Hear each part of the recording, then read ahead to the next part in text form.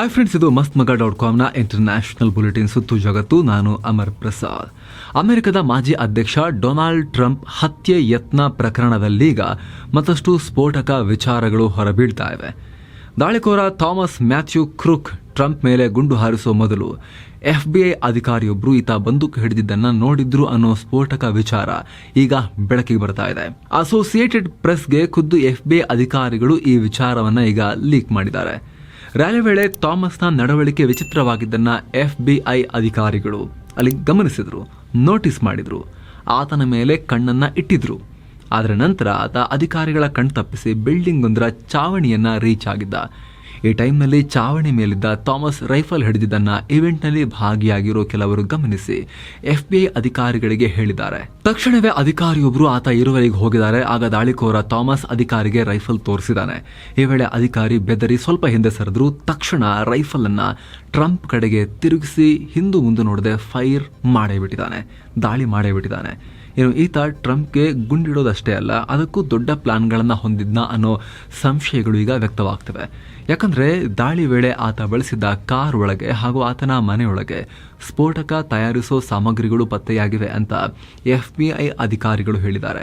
ಹಾಗಿದ್ರೆ ಟ್ರಂಪ್ಗೆ ಗುಂಡಿಕ್ಕಿ ಹತ್ಯೆ ಮಾಡೋ ಪ್ಲಾನ್ ಮಾಡೋ ಮುನ್ನ ಈತ ಸ್ಫೋಟಕ ಇಟ್ಟು ಉಡಾಯಿಸೋ ಪ್ಲಾನ್ ಮಾಡಿದ್ನ. ಹತ್ಯೆ ಅಷ್ಟೇ ಅಲ್ಲದೆ ದೊಡ್ಡ ಪ್ರಮಾಣದ ಸಾಮೂಹಿಕ ಭಯೋತ್ಪಾದನೆಗೆ ಕಾರಣ ಆಗೋ ಪ್ಲಾನ್ ಅನ್ನ ಈತ ಇಟ್ಕೊಂಡಿದ್ನ ಅನ್ನೋ ಪ್ರಶ್ನೆ ಮೂಡ್ತಾ ಇದೆ. ಆದರೆ ಇಷ್ಟೆಲ್ಲ ಆದರೂ ಕೂಡ ಇನ್ನು ಈ ದಾಳಿಕೋರನ ಉದ್ದೇಶ ಏನಿತ್ತು, ಯಾಕಾತ ಟ್ರಂಪ್ ಹತ್ಯೆ ಮಾಡೋಕೆ ಮುಂದಾಗಿದ್ದ ಅನ್ನೋದನ್ನ ಅಮೆರಿಕದ ಪೊಲೀಸರು ಇದುವರೆಗೂ ಪತ್ತೆ ಹಚ್ಚುವಲ್ಲಿ ವಿಫಲರಾಗಿದ್ದಾರೆ. ಕೇವಲ ಈ ಕೃತ್ಯವನ್ನ ಆತ ಒಬ್ಬನೇ ಮಾಡಿದ್ದಾನೆ ಅಂತ ಅವರು ಹೇಳ್ತಾ ಇದ್ದಾರೆ ಇಲ್ಲಿ ತನಕ ಕೂಡ. ಏನು ಈ ದಾಳಿಯಿಂದ ಅಮೆರಿಕದ ರಾಜಕೀಯದಲ್ಲಿ ದೊಡ್ಡ ಬದಲಾವಣೆಗಳಾಗ್ತಾ ಇವೆ. ದಾಳಿ ವೇಳೆ ಕಿವಿಗೆ ಗುಂಡೇಟ್ ತಾಗಿ ಪ್ರಾಣಾಪಾಯದಿಂದ ಜಸ್ಟ್ ಮಿಸ್ ಆಗಿದ್ದ. ಮಿಲಿಮೀಟರ್ ಅಂತರದಲ್ಲಿ ಜೀವ ಉಳಿಸ್ಕೊಂಡಿದ್ದ ಟ್ರಂಪ್ ಪರ ದೊಡ್ಡ ಬಿಸ್ನೆಸ್ ಟೈಕೂನ್ಗಳು ಈಗ ಮುಕ್ತವಾಗಿ ಬೆಂಬಲವನ್ನು ನೀಡ್ತಾ ಇದ್ದಾರೆ. ಓಪನ್ ಆಗಿ ಟ್ರಂಪ್ಗೆ ಸಪೋರ್ಟ್ ಮಾಡ್ತಿದ್ದಾರೆ. ಕಳೆದ 1 ವರ್ಷದಿಂದ ಟ್ರಂಪ್ಗೆ ನೇರವಾಗಿ ಬೆಂಬಲ ಕೊಡ್ತಲೇ ಬಂದಿದ್ದ ಟೆಸ್ಲಾ CEO ಇಲಾನ್ ಮಸ್ಕ್ ದಾಳಿ ನಡೆದ ತಕ್ಷಣ ರಿಯಾಕ್ಟ್ ಮಾಡಿ ಟ್ರಂಪ್ರನ್ನ ಅಮೆರಿಕದ ಅಧ್ಯಕ್ಷರಂತ ನಾನು ಅಪ್ರೂವ್ ಮಾಡ್ತೀನಿ, ನಾನಂತೂ ಸಪೋರ್ಟ್ ಮಾಡ್ತೀನಿ ಅಂತ ಹೇಳಿಕೆಯನ್ನು ಕೊಟ್ಟಿದ್ರು. ಇದರ ಬೆನ್ನಲ್ಲೇ ಇದೀಗ Google CEO Sundar Pichai, Apple CEO Tim Cook, Open AIನ CEO ಸ್ಯಾಮ್ ಆಲ್ಟ್ಮನ್, ಅಮೆಜಾನ್ ಸಂಸ್ಥಾಪಕ ಜೆಫ್ ಬೆಜೋಸ್ ಕೂಡ ಘಟನೆಗೆ ಖಂಡನೆ ವ್ಯಕ್ತಪಡಿಸಿ ಟ್ರಂಪ್ ಪರವಾಗಿ ಬೆಂಬಲವನ್ನ ವ್ಯಕ್ತಪಡಿಸಿದ್ದಾರೆ. ಇದು ಎಲೆಕ್ಷನ್ನ ಚಿತ್ರಣವನ್ನೇ ಚೇಂಜ್ ಮಾಡ್ತಾ ಇದೆ ಅಮೆರಿಕದಲ್ಲಿ.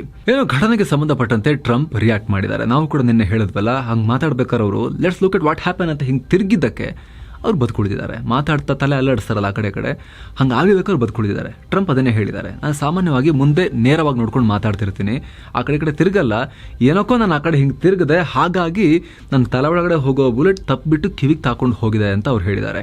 ಅದು ನಿಜ ಕೂಡ. ಗುಂಡು ಏಟ್ ಬೀಳೋ ಟೈಮ್ನಲ್ಲಿ ಜಸ್ಟ್ ಅವ್ರು ಹಿಂಗೆ ತಿರುಗಿದ್ರು, ಹಾಗಾಗಿ ಮಿಸ್ ಆಗಿದ್ದಾರೆ. ನೇರವಾಗಿ ತಲೆ ಒಳಗೇನೆ ನುಗ್ತಾ ಇತ್ತು. ಟ್ರಂಪ್ ಹೇಳಿದ್ದಾರೆ, ನಾನು ಎಷ್ಟು ತಿರುಗಬೇಕು ಅಷ್ಟೇ ತಿರುಗಿದ್ದೀನಿ, ಇನ್ನು ಸ್ವಲ್ಪ ಜಾಸ್ತಿ ತಿರುಗಿದ್ರೆ ತಲೆ ಹಿಂಭಾಗದಿಂದ ಹೋಗ್ತಾ ಇತ್ತು, ಕಮ್ಮಿ ತಿರುಗಿದ್ರೆ ತಲೆಯ ಸೈಡ್ನಿಂದ ನುಗ್ತಾ ಇತ್ತು, ನಾನು ಬಚಾವಾಗ್ಲಿಕ್ಕೆ ಎಷ್ಟು ಬೇಕೋ ಅಷ್ಟೇ ತಿರುಗಿದ್ದೀನಿ, ನನ್ನ ಅದೃಷ್ಟ ಇದು. ಆ ರೀತಿ ತಿರುಗೋದು 1% ಚಾನ್ಸಲ್ಲೂ ಕೂಡ 10ನೇ ಭಾಗದಷ್ಟು ಅಷ್ಟೇ ಇರುತ್ತೆ. ಆ ರೀತಿ ನಾನು ಜಸ್ಟ್ ಬದುಕುಳಿದಿದ್ದೀನಿ ಅದೃಷ್ಟವಶಾತ್ ಅಂತ ಟ್ರಂಪ್ ಹೇಳಿಕೆಯನ್ನು ಕೊಟ್ಟಿದ್ದಾರೆ. ಇನ್ನು ಟ್ರಂಪ್ ಮೇಲಿನ ಹತ್ಯೆ ಪ್ರಯತ್ನ ಸಂಬಂಧ ಅಮೆರಿಕ ಅಧ್ಯಕ್ಷ ಜೋ ಬೈಡೆನ್ ಪುನಃ ರಿಯಾಕ್ಟ್ ಮಾಡಿದ್ದಾರೆ. ನಾವೆಲ್ಲ ಪೊಲಿಟಿಕಲ್ ದ್ವೇಷ ಭಾಷಣಗಳನ್ನ ಕಮ್ಮಿ ಮಾಡಬೇಕು, ಹಿಂಸಾಚಾರದಿಂದ ಏನನ್ನು ಸಾಧಿಸೋಕೆ ಆಗೋದಿಲ್ಲ, ಭಿನ್ನಾಭಿಪ್ರಾಯಗಳಿರೋದು ಸಹಜ, ಆದ್ರೆ ಅದನ್ನ ಸರಿ ಮಾಡೋಕೆ ಮತಪೆಟ್ಟಿಗೆಯನ್ನ ಯೂಸ್ ಮಾಡಬೇಕು, ವೋಟ್ಸ್ ಅನ್ನ ಯೂಸ್ ಮಾಡಬೇಕು, ಬಂದೂಕುಗಳನ್ನಲ್ಲ ಅಂತ ಹೇಳಿದ್ದಾರೆ. ಆದ್ರೆ ಈ ಭಾಷಣದಲ್ಲೂ ಕೂಡ ಬೈಡನ್ ಎಡವಟ್ಟು ಮಾಡಿಕೊಂಡಿದ್ದಾರೆ. ಬ್ಯಾಲೆಟ್ ಬಾಕ್ಸ್ ಬದಲು ಬ್ಯಾಟಲ್ ಬಾಕ್ಸ್ ಅಂತ ಹೇಳಿದ್ದಾರೆ. ಅಂದ್ರೆ ಮತದಾನ ಮಾಡೋದು ಅಂತ ಹೇಳೋದ್ರ ಬದಲು ಯುದ್ಧದ ಬಾಕ್ಸ್ ಅಂತ ಹೇಳಿದ್ದಾರೆ. ಮೀನಿಂಗ್ಲೆಸ್ ಆಗಿ ಮಾತನಾಡ್ತಿದ್ದಾರೆ ಬೈಡಜ್ಜ.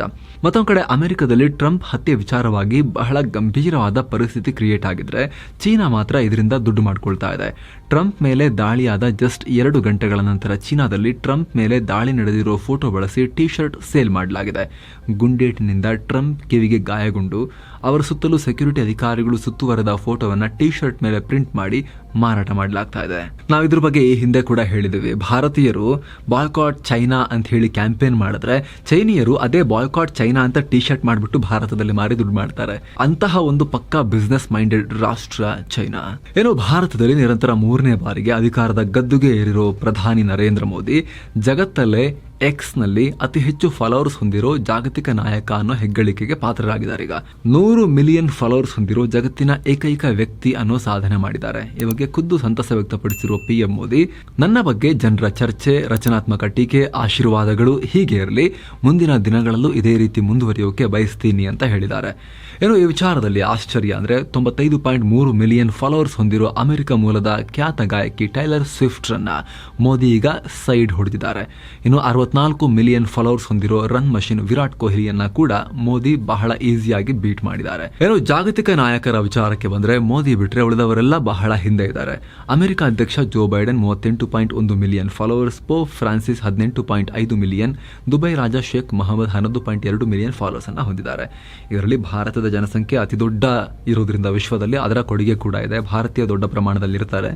ಚೀನಾ ಕೂಡ ಇದೆಯಲ್ಲ ಅಂತ ನೀವು ಕೇಳ್ಬೋದು. ಜಿನ್ಪಿಂಗ್ ಬಹಳ ದೊಡ್ಡ ಪ್ರೆಸೆನ್ಸ್ ಅನ್ನ ಈ ಅಮೆರಿಕ ಮೂಲದ ಸೋಷಿಯಲ್ ಮೀಡಿಯಾಗಳಲ್ಲಿ ಹೊಂದಿಲ್ಲ.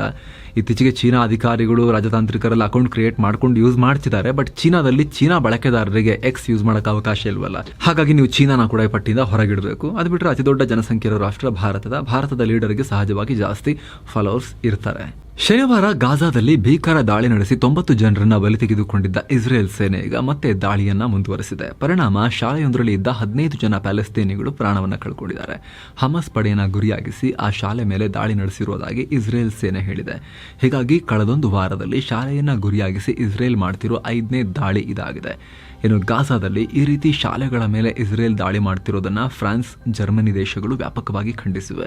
ಅಲ್ಲದೆ ಈ ಬಗ್ಗೆ ತನಿಖೆ ನಡೆಸಬೇಕು ಅಂತ ವಿಶ್ವಸಂಸ್ಥೆಗೆ ಒತ್ತಾಯ ಮಾಡಿದೆ. ಸದ್ಯ ಇಸ್ರೇಲ್ ಮಾರಣಾಂತಿಕ ದಾಳಿ ನಡೆಸ್ತಾ ಇದ್ರೂ ಕೂಡ ನಾವು ಗಾಜಾ ಕದನ ವಿರಾಮ ಪ್ರಸ್ತಾಪದಿಂದ ಹಿಂದೆ ಸರಿದಿಲ್ಲ ಅಂತ ಹಮಸ್ ಪಡೆಯ ಹಿರಿಯ ನಾಯಕ ಮೊಹಮ್ಮದ್ ಡೀಫ್ ಹೇಳಿದ್ದಾರೆ. ಆದರೆ ಮತ್ತೊಂದು ಕಡೆ ಗಾಜಾ ಕದನ ವಿರಾಮ ಒಪ್ಪಂದ ವಿಚಾರವಾಗಿ ಅಮೆರಿಕ ಹಾಗೂ ಅರಬ್ ದೇಶಗಳ ಮಧ್ಯಸ್ಥಿಕೆಯನ್ನ ಮೊಟಕುಗೊಳಿಸಲು ಇಸ್ರೇಲ್ ಪ್ರಯತ್ನ ಪಡ್ತಾ ಇದೆ ಅಂತ ಹಮಸ್ ಪಡೆಯ ಸದಸ್ಯ ಇಜತ್ ಅಲ್ ರೇಷಕ್ ಹೇಳಿದ್ದಾರೆ. ಹೀಗಾಗಿ ಗಾಜಾ ಕದನ ವಿರಾಮ ಹಮಸ್ ಪಡೆಗೆ ತುಂಬಾ ಇಂಪಾರ್ಟೆಂಟ್ ಅನ್ನೋದು ಸ್ಪಷ್ಟವಾಗಿ ಕಾಣಿಸ್ತಾ ಇದೆ.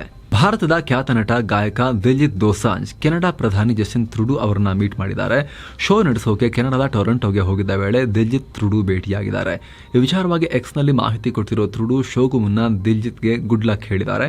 ಅಲ್ಲದೆ ಪಂಜಾಬ್ನಿಂದ ಬಂದ ವ್ಯಕ್ತಿ ಇಲ್ಲಿ ಹಿಸ್ಟರಿ ಕ್ರಿಯೇಟ್ ಮಾಡ್ತಿದ್ದಾರೆ. ಹೀಗಾಗಿ ವೈವಿಧ್ಯತೆ ಅನ್ನೋದು ನಮ್ಮ ಶಕ್ತಿ ಮಾತ್ರ ಅಲ್ಲ, ಅದು ನಮ್ಮ ಸೂಪರ್ ಪವರ್. ಸೊ ಕೆನಡಾ ಒಂದು ಶ್ರೇಷ್ಠ ರಾಷ್ಟ್ರ ಅಂತ ಟ್ರೂಡೋ ತಮ್ಮ ದೇಶವನ್ನ ಸಿಕ್ಕಾಪಟ್ಟೆ ಹೊಗಳಿಕೊಂಡಿದ್ದಾರೆ. ಏನೋ ದಿಲ್ಜಿತ್ ಕೂಡ ಟ್ರೂಡೋರನ್ನ ಮೀಟ್ ಮಾಡಿರೋ ವಿಡಿಯೋ ಶೇರ್ ಮಾಡಿ, ವೈವಿಧ್ಯತೆ ಅನ್ನೋದು ಕೆನಡಾದ ಶಕ್ತಿ, ನಮ್ಮ ಇವೆಂಟ್ ಪರಿಶೀಲಿಸೋಕೆ ಟ್ರೂಡೋ ಶೋಗೆ ಬಂದಿದ್ರು ಅಂತ ಹೇಳಿದ್ದಾರೆ. ಅಂದಹಾಗೆ ಖಲಿಸ್ತಾನಿಗಳ ವಿಚಾರವಾಗಿ ಭಾರತ ಕೆನಡಾ ಮಧ್ಯೆ ಸಂಬಂಧ ಹದಗೆಟ್ಟಿರೋ ಹೊತ್ತಲ್ಲಿ ಭಾರತದ ಜನಪ್ರಿಯ ಗಾಯಕರೊಬ್ಬರು ಕೆನಡಾ ಬಗ್ಗೆ ಬಹಳ ಹೊಗಳಿರೋದು ಚರ್ಚೆಗೆ ಕಾರಣ ಆಗ್ತಾ ಇದೆ. ಜುಲೈ 13ನೇ ತಾರೀಕು ಇಸ್ಲಾಮಿಕ್ ವಿವಾಹ ಪ್ರಕರಣದಲ್ಲಿ ಶಿಕ್ಷೆಯಿಂದ ಮುಕ್ತರಾಗಿದ್ದ ಪಾಕ್ ಮಾಜಿ ಪ್ರಧಾನಿ ಇಮ್ರಾನ್ ಖಾನ್ಗೆ ಮತ್ತೊಂದು ವಿಘ್ನ ಎದುರಾಗಿದೆ. ಇದೀಗ ಇಮ್ರಾನ್ ಖಾನ್ ಮತ್ತು ಅವರ ಪತ್ನಿ ಬುಶ್ರಾ ಬಿಬಿ ವಿರುದ್ಧ ಹೊಸ ತೋಷ್ಖಾನ ಕೇಸ್ ದಾಖಲಿಸಲಾಗಿದೆ. ಅದರ ಭಾಗವಾಗಿ ಈಗ ಪಾಕ್ನ ನ್ಯಾಷನಲ್ ಅಕೌಂಟಬಿಲಿಟಿ ಬ್ಯೂರೋ ಅಧಿಕಾರಿಗಳು ನ್ಯಾಬ್ನವರು ಇಮ್ರಾನ್ ದಂಪತಿಯನ್ನ 8 ದಿನ ವಶಕ್ಕೆ ಪಡೆದು ವಿಚಾರಣೆ ನಡೆಸ್ತಾ ಇದ್ದಾರೆ. ಈ ಮೂಲಕ ಸದ್ಯ ಇಮ್ರಾನ್ ಖಾನ್ರನ್ನಲ್ಲಿನ ಸೇನೆ ಮತ್ತು ಸರ್ಕಾರ ಒಂದಲ್ಲ ಒಂದು ಕೇಸ್ನಲ್ಲಿ ಜೈಲಲ್ಲೇ ಲಾಕ್ ಮಾಡಿರೋಕೆ ಎಲ್ಲ ಪ್ರಯತ್ನಗಳನ್ನು ಪಡ್ತಿರೋದು ಅತ್ಯಂತ ಸ್ಪಷ್ಟ ಇದೆ. ಬ್ರಿಟನ್ನ ನೂತನ ಪ್ರಧಾನಿ ಕಿಯರ್ ಸ್ಟಾರ್ಮರ್ ನೇತೃತ್ವದ ಸರ್ಕಾರ ಬ್ರಿಟನ್ ಆರ್ಥಿಕ ಬೆಳವಣಿಗೆನೇ ಪ್ರಮುಖ ಅಜೆಂಡಾ ಮಾಡ್ಕೊಂಡಿದ್ದೀವಿ ಅಂತ ಹೇಳಿದ್ದಾರೆ. ಒಟ್ಟು 35 ಹೊಸ ಬಿಲ್ಗಳನ್ನ ಪರಿಚಯಿಸೋಕೆ ಮುಂದಾಗಿದ್ದಾರೆ. ಹೀಗಂತ ಕಿಯರ್ ಸ್ಟಾರ್ಮರ್ ಕಚೇರಿ ಮಾಹಿತಿ ನೀಡಿದೆ. ಆತ ಅಮೆರಿಕದಲ್ಲಿ ನ್ಯಾಟೋ ರಾಷ್ಟ್ರಗಳು ರಷ್ಯಾ ಯುಕ್ರೇನ್ ಯುದ್ಧ ಸ್ಥಗಿತಗೊಳಿಸೋಕೆ ಚೀನಾ ನಿರ್ಣಾಯಕ ಶಕ್ತಿಯಾಗಬಹುದು ಅಂತ ಹೇಳಿದ್ವು. ಆದರೆ ಇದಕ್ಕೆ ತದ್ವಿರುದ್ಧವಾಗಿ ಚೀನಾ ರಷ್ಯಾದೊಂದಿಗೆ ಸೇರ್ಕೊಂಡು ಜಂಟಿ ನೌಕಾ ಸಮರಾಭ್ಯಾಸ ಮಾಡಿದ್ದಾರೆ. ಯುದ್ಧ ಮಾಡೋದು ಹೆಂಗೆ ಅಂತ ಪ್ರಾಕ್ಟೀಸ್ ಮಾಡ್ತಿದ್ದಾರೆ. ಚೀನಾದ ಗುವಾಂಗ್ಡಾಂಗ್ ತೀರ ಪ್ರದೇಶದಲ್ಲಿ ರಷ್ಯಾ ಚೀನಾ ನೌಕಾಪಡೆಗಳು ಭಾನುವಾರ ಜಂಟಿ ಸಮರಾಭ್ಯಾಸ ನಡೆಸಿವೆ. ಕೆಫೆಯೊಂದರ ಹೊರಗೆ ಭೀಕರ ಸ್ಫೋಟ ಉಂಟಾಗಿ ಕನಿಷ್ಠ 5 ಮೃತಪಟ್ಟಿರುವ ಘಟನೆ ಸೊಮಾಲಿಯಾದಲ್ಲಿ ಆಗಿದೆ. ಅಲ್ಲಿನ ಮೊಗದಿಶು ಸಿಟಿಯ ಕೆಫೆಯಲ್ಲಿ ಯೂರೋ ಫುಟ್ಬಾಲ್ ಟೂರ್ನಿಯ ಫೈನಲ್ ಮ್ಯಾಚ್ ನೋಡೋ ವೇಳೆ ಈ ಘಟನೆ ಉಂಟಾಗಿದೆ. 2024ರ ಯೂರೋ ಫುಟ್ಬಾಲ್ ಅಂದ್ರೆ ಯುರೋಪಿಯನ್ ಚಾಂಪಿಯನ್ಶಿಪ್ ಟೂರ್ನಿಯಲ್ಲಿ ಸ್ಪೇನ್ ಚಾಂಪಿಯನ್ ಆಗಿ ಹೊರಹೊಮ್ಮಿದೆ. ಜರ್ಮನ್ ರಾಜಧಾನಿ ಬರ್ಲಿನ್ನಲ್ಲಿ ನಡೆದಂತಹ ಫೈನಲ್ ಪಂದ್ಯದಲ್ಲಿ ಇಂಗ್ಲೆಂಡ್ ವಿರುದ್ಧ ಸ್ಪೇನ್ 2-1 ಗೋಲುಗಳ ಅಂತರದಲ್ಲಿ ರೋಚಕ ಗೆಲುವನ್ನು ದಾಖಲಿಸಿದೆ. ಈ ಮೂಲಕ 4ನೇ ಬಾರಿಗೆ ಯೂರೋ ಚಾಂಪಿಯನ್ ಆಗಿ ಸ್ಪೇನ್ ಫುಟ್ಬಾಲ್ ಜಗತ್ತಲ್ಲಿ ತನ್ನ ಪ್ರಾಬಲ್ಯವನ್ನು ತೋರಿಸಿದೆ. ಆತ COPA ಅಮೆರಿಕ ಫುಟ್ಬಾಲ್ ಟೂರ್ನಿಯಲ್ಲಿ ಅರ್ಜೆಂಟೀನಾ ತಂಡ ಚಾಂಪಿಯನ್ ಆಗಿ ಹೊರಹೊಮ್ಮಿದೆ. ಅಮೆರಿಕದ ಮಯಾಮಿಯಲ್ಲಿ ನಡೆದ ರೋಚಕ ಫೈನಲ್ನಲ್ಲಿ ಲಿಯೋನೆಲ್ ಮೆಸ್ಸಿ ಸಾರಥ್ಯದ ಅರ್ಜೆಂಟೀನಾ ತಂಡ ಕೊಲಂಬಿಯಾ ವಿರುದ್ಧ 1-0 ಅಂತರದ ಜಯವನ್ನು ಗಳಿಸುವ ಮೂಲಕ 16ನೇ ಬಾರಿ ಟ್ರೋಫಿ ಗೆದ್ದು ದಾಖಲೆ ನಿರ್ಮಾಣ ಮಾಡಿದೆ. ಸೊ ಫ್ರೆಂಡ್ಸ್, ಇದಾಗಿತ್ತು ಇವತ್ತಿನ ಜಗತ್ತಿನ ಸುತ್ತಾಟ. ಮತ್ತೆ ಭೇಟಿ ಆಗ್ತಿರೋಣ. ನಮಸ್ತೆ.